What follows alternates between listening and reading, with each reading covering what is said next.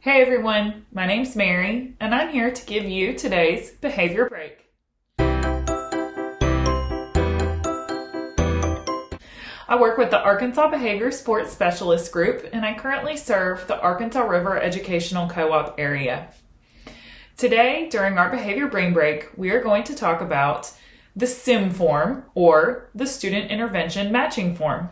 This is a form that we like to give teachers to use who are kind of confused or unsure as to which intervention might be helpful for their student. All of the interventions on the form are Tier 2 interventions, and therefore are typically for students who are not able to be managed with just the classroom behavior system, but also not exhibiting the most severe type behaviors. Therefore, it's kind of that middle spot. It's going to be about 10 to 15% of your student population that you're looking for an intervention for. On the SIM form, there are 7 different interventions that we will cover. So as we go through the brain break today, we're going to talk about the SIM form. You'll see how to go through it and what a sample interview would look like. You'll be shown how to score the SIM form, and we will cover all of the different interventions that are on the SIM form. Additionally, you'll be provided with a fidelity checklist that matches with each intervention. So I just wanted to kind of give you a glossy overview of what the SIM form is and how you might be able to use this in your school as you're looking for interventions with students in your classroom.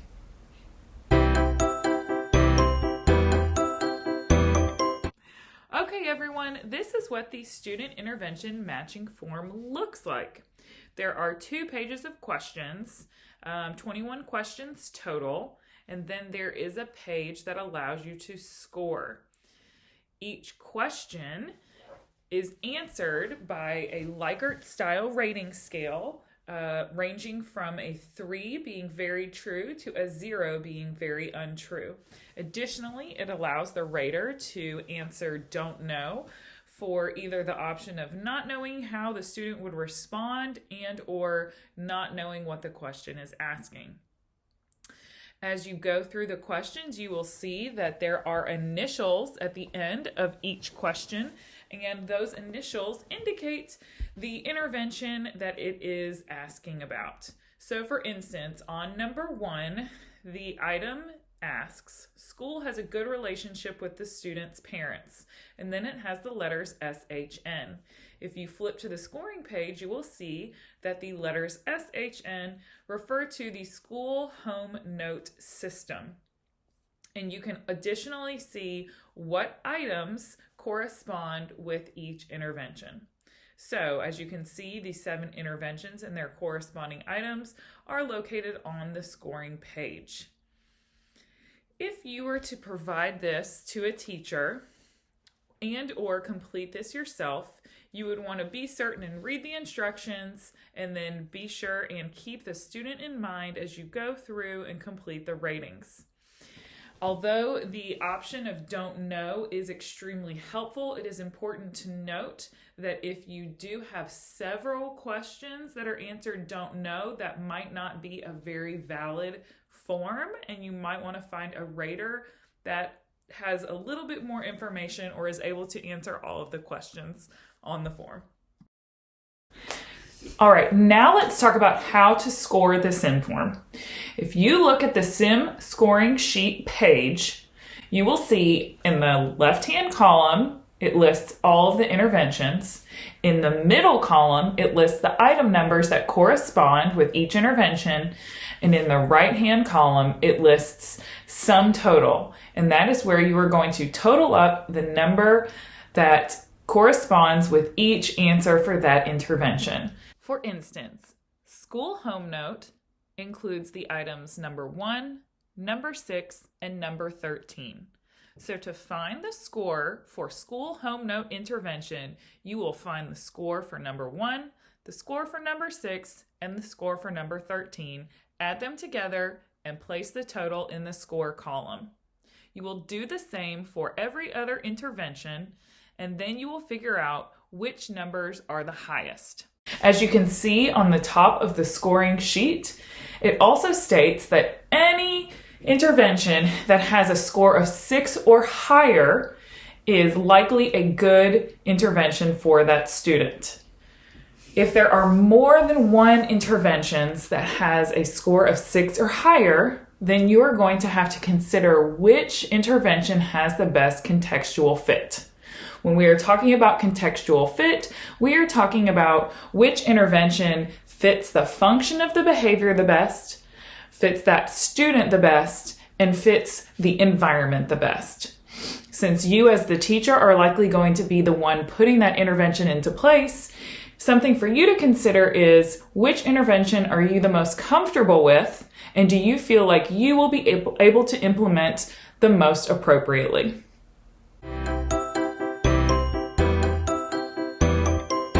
Now, you will have the opportunity to see what a sample interview using the SIM form might look like. Good morning, Ms. Rayno. Good morning. So we're here today to talk about one of your students, Ava, who's been identified as needing some additional behavior supports in the classroom.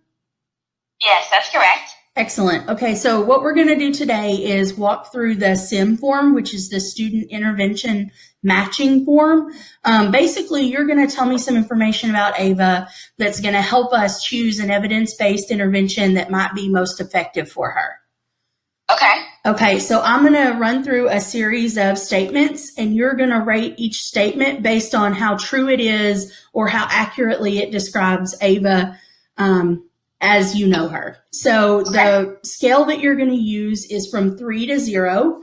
3 is very true, 2 is true, 1 is untrue, and 0 is very untrue. And if it's something you don't know, you can just say, I don't know, and we'll mark that on the form. Okay, that sounds good. All right, let's get started. The first one says the school has a good relationship with Ava's parents. I would say that's true.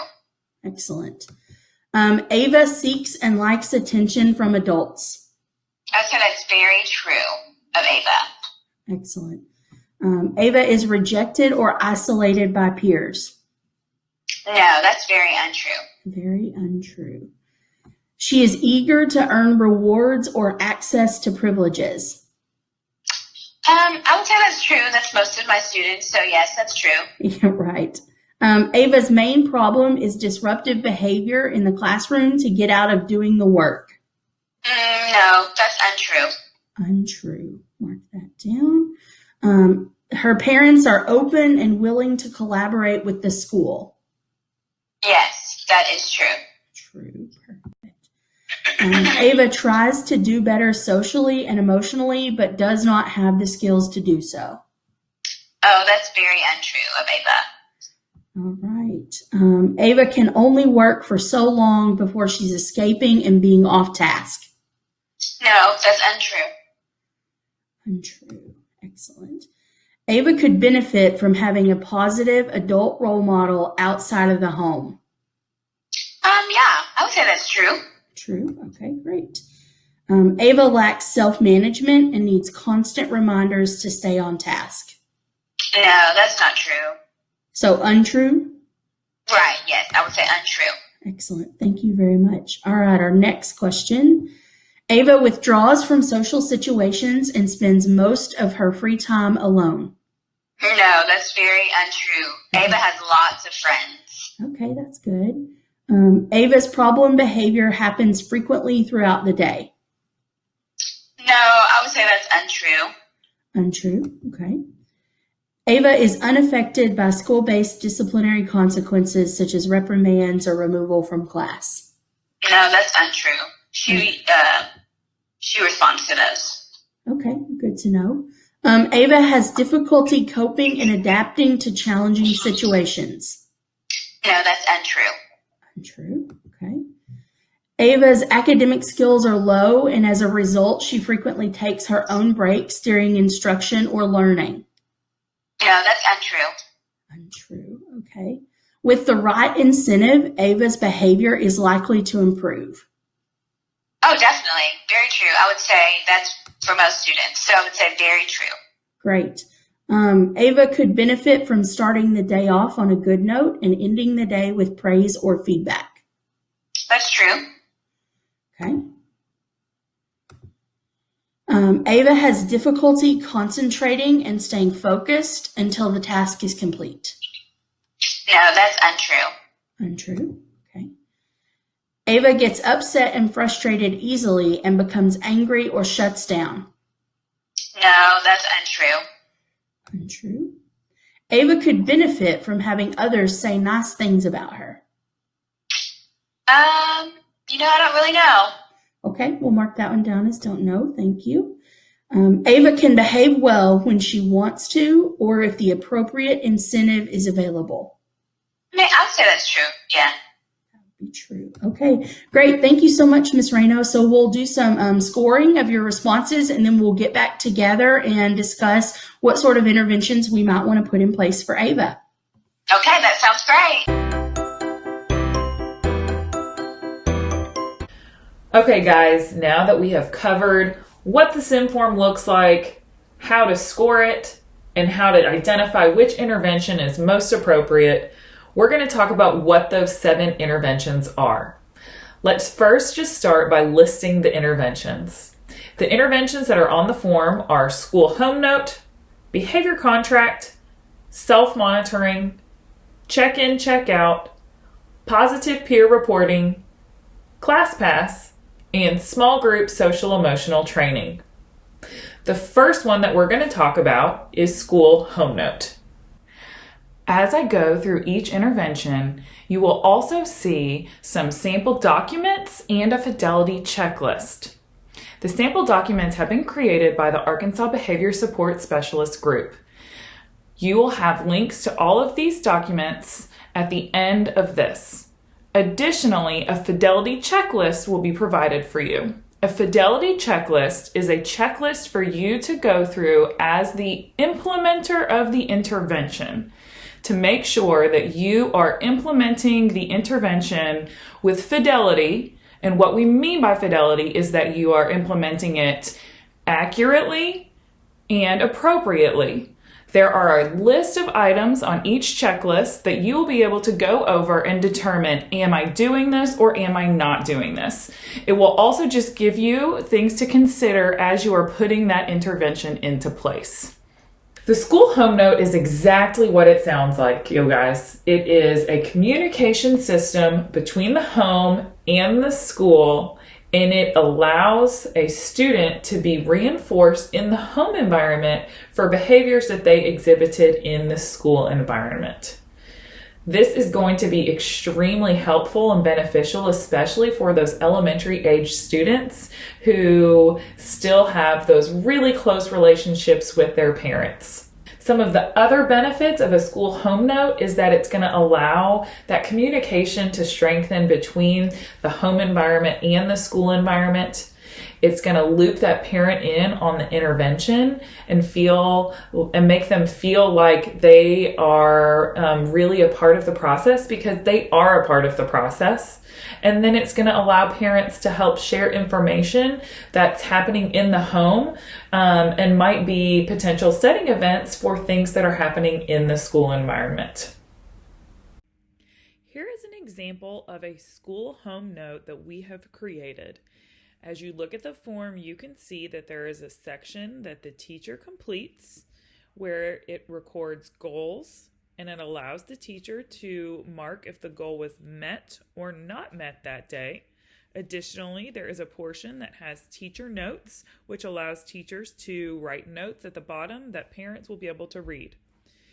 At the bottom, in the parent section, you are able to see if the child has met the goals, how they celebrated, and what the reinforcers provided were, or if the child was not able to meet the goals, how the parent encouraged and worked through that situation with their child.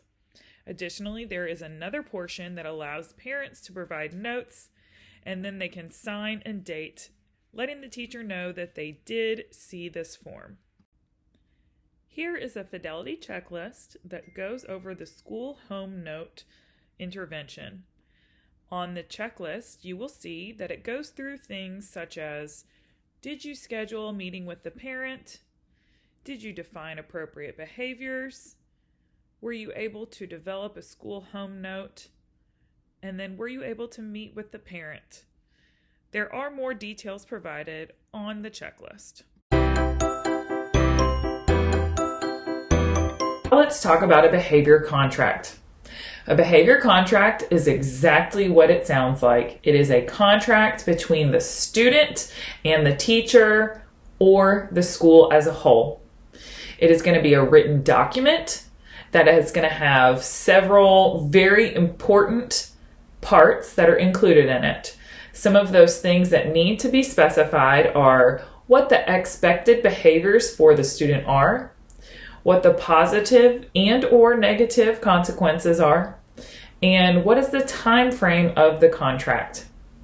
Additionally, it's going to be really important for that student to know, besides what are my expected behaviors, is how am I going to earn those reinforcers? And what are my reinforcers? What is really important as you are creating a behavior contract is that you want your student to be a huge part of writing this. You want them to be in it so that way they're going to want to follow it and they can earn those reinforcers of their choice. Here is a sample behavior contract that has been created. As you can see, the contract has the student's name and the date of data being taken. Expectations are listed at the top. And then additionally, underneath, it lists the time expectations and it allows the expected behaviors to be written. Underneath that portion, it allows the appropriate reinforcers or what the student will be working towards to be listed. At the bottom, you can see that it lists the contract start date and end date, and then it also allows the teacher and the student to sign saying that they both agree to the contract. Here is a sample fidelity checklist for the behavior contract that allows the teacher to monitor what things should be happening as they are putting this intervention into place. As you can see, it is broken down into areas such as preparation and negotiation. There is another page that is not seen. In the preparation section, some of the things listed are: was the behavior defined? Were you able to identify reinforcers? And was the appropriate staff involved? Additionally, in the negotiation section, you can see that it looks at: was the explanation provided? Was appropriate criteria established for the desired behavior? And was the contract written out with the appropriate parties? Now we're going to talk about self-monitoring. Self-monitoring, again, is something that is pretty self-explanatory. Self-monitoring is an intervention that allows students to monitor their own behavior in the classroom. They are going to have a list of expectations and they will be able to systematically go through what their behavior was, and they can record if they had an occurrence of problem behavior or non-occurrence of problem behavior. And this is going to really increase that student independence because they're going to be monitoring that behavior themselves. Now, they will not be the only person monitoring their behaviors, and teachers will be required to come back and add some of their own feedback, but the majority of the responsibility is going to be on the student at this point. Therefore, you're going to want to think about that type of student and make sure that this is a student who will be responsible and are going to do a good job self-monitoring. This particular intervention is really great for those older students who have some of those metacognition abilities and can take the time to think about what things have been happening throughout their day or throughout that class period in particular. Here is a sample self-monitoring form that has been created. Allows the student to list their name and their date that the data is being collected. Additionally, what class or activity they are participating in and what day of the week it is. In the middle of the page, it allows them to list up to 3 desired behaviors. The desired behaviors should be very specific so that both the student and the teacher know what to look for as they are completing this self-monitoring form. As you can see, it also allows both the student and the teacher to provide ratings and list if they agree or disagree with the expected behaviors. There is a portion that allows the student to ask questions and save them on the bottom of the sheet for the teacher, and then it also allows the student to list what expected reinforcer they are working towards. Here's the self-monitoring checklist. As you can see, it is broken down into multiple areas that include preparation and teaching. There are other areas that are not shown. In the preparation area, it allows the teacher to ensure that they chose the appropriate target behavior, they identified levels of student performance, that criteria was fully fleshed out, and that they have an appropriate recording system. In the teaching portion, as you can see, it allows the teacher to ensure that they have appropriately taught the expected behaviors, they have modeled and practiced, and they have shown the student how to appropriately record and monitor their behavior.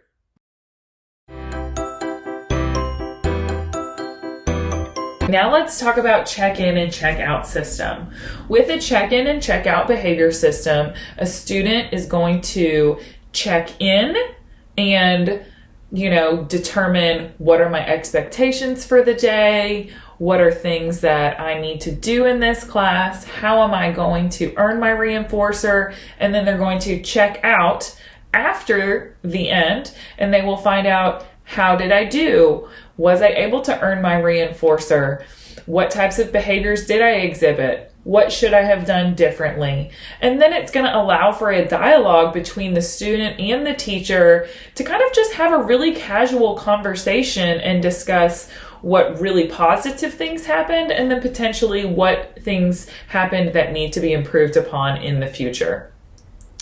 This check-in, check-out system is something that is going to be most effective for students who are exhibiting behaviors and they really want to gain that adult attention, because it is providing them with a significant amount of adult attention as they are checking in and checking out throughout their day. Here's a sample check-in and check-out form for a secondary student. As you can see, the behavioral expectations are listed on the left-hand side, and there are 7 periods that student can be checked in and checked out. Each expectation can be rated on a scale of 0 to 2, with 0 being not met, 1 being partially met, and 2 being met. There is an area where the teacher of that individual class period can rate the student. Additionally, it allows the student to see how many goal points they need for that day and what they are working for. There's an area for comments on the bottom, and it also allows the parent to sign. Here is a sample fidelity checklist for the check-in, check-out intervention. As you can see, it's broken down into areas such as preparation and teaching, with additional areas that are not shown. In the preparation section, you can see that you want to assure that the behavior is defined appropriately, that you have the appropriate current level of performance, that you determine how to collect data with using a system that you know will be successful. And then in the teaching section, you can see that you want to make sure and teach the staff how to use check-in, check-out, and teach the student how to use check-in and check-out. The next one that we want to talk about is positive peer reporting. Positive peer reporting is a class-wide peer-mediated intervention that is going to hopefully improve those social interactions between students, and it's going to use rewards and positive social attention from those peers to kind of encourage the student to exhibit those positive target behaviors. This is a intervention that is particularly helpful with students who are seeking peer attention, as it's going to be providing peer attention to them consistently. Something that's also really great about positive peer reporting is that it's going to create a positive classroom environment, and it's going to teach those pro-social skills to all of your students. And you might notice, if you have this intervention in place, that your students as a whole, the group, are going to be encouraging each other and giving each other that positive praise that maybe you weren't seeing previously. Here is a sample of a positive peer reporting sheet. On the top of the sheet, you will list the students that should be receiving the praise. Then you will list the positive behaviors that allow the student to earn points. It shows the total number of daily points earned and what the group reward is. Then it is broken down into the reward bank. In the reward bank, you will list the rewards and how much each reward costs. On the bottom, there is another chart that allows you to list each day that points were earned and how many points were earned. On the very bottom of the sheet, it allows you to list the daily total points earned. This is a sample sheet that shows how to positively praise a peer. It is a sample task analysis that is written out and will show the students in the classroom how exactly they can praise. It gives them step-by-step directions, and it even provides examples or non-examples of what praise looks like. This is a really great way of breaking things down for your students in the classroom to make sure that they know exactly what is expected of them, and that way they can be sure that they are able to earn the points that they want to earn and know what they. Here is a sample positive peer reporting fidelity checklist that again is broken down into multiple sections with some sections not shown. In the preparation section, you can see that you want to make sure and prepare the class and choose tokens that will be used, choose a place to put or display the tokens, and then set aside time to implement that each day. In the teaching section, you want to make sure that you are informing the class, that you're providing examples and non-examples, and that you're repeating the steps, reteaching, and modeling those praise statements all of the time. All right, now we're going to talk about ClassPass. ClassPass is an intervention that allows students to use a specific limited number of passes, which are going to provide them with breaks from specific demands that are placed on them, or activities or class periods that they are in.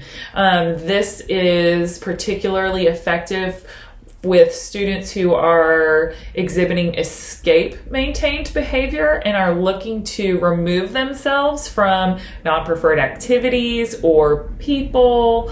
And so it's just going to allow them to have that time away from the things that they do not appreciate or are disinterested in their educational environment. Here's the sample ClassPass that we have created. As you can see, it is a two-sided ClassPass that has details on one side and allows information to be completed on the other side. On the side with the details, it shows the student what they should do when they are using this pass. This is a pass that allows the student to leave the class and go somewhere, as you can see where it says number 4, walk to blank, and that portion will be completed by the teacher. On the other side of the ClassPass, where it allows the information to be completed, it allows you to show which pass number it is for the student, who is using it, what time of day, the location, and what their unused pass rewards are remaining. What is really important to note about a ClassPass is that you want your student to understand how many passes they have remaining and what they should and shouldn't be doing while they are using that pass. Here's a sample ClassPass fidelity checklist that lists several areas being monitored, such as preparation and student training, with more areas that are not shown. In the preparation section, it identifies several things such as how many ClassPasses per day are issued, the location that the pass is being used, the length of the break, and the value of what unused passes are. On the bottom in the student training section, you can see that you want to help train the student recognize when they might need a break and then how to appropriately use the class pass.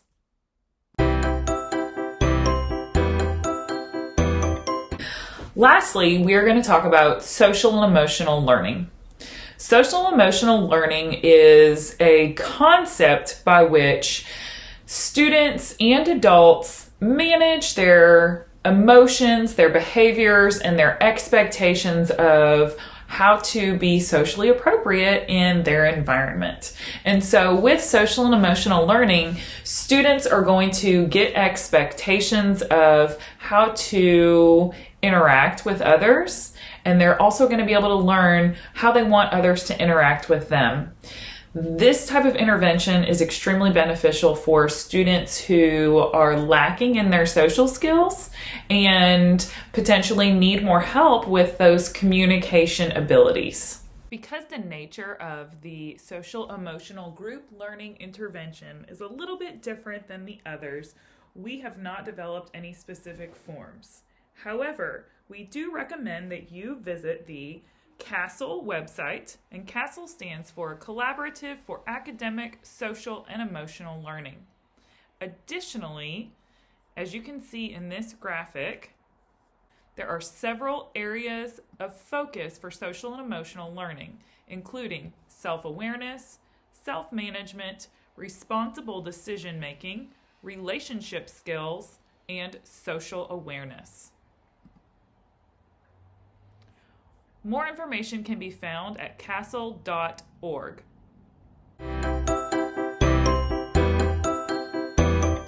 All right, guys, now it's time to wrap it up. Thanks for coming to this brain break and for following along. Hopefully you were able to learn about the student intervention matching form and get an idea of what the interventions are. If you need more information about the interventions, you can go to the Arkansas Behavior Support Specialist website, and we have a course available that will go more in depth on each intervention. The title of this course is Targeted Behavior Interventions. Throughout this 6-hour course, you will be able to learn more in depth, practice, and see examples of this in play. If you have any other questions or need help, feel free to visit arbss.org. Thanks for joining us on today's Behavior Brain Break, and we hope to see you again in the future.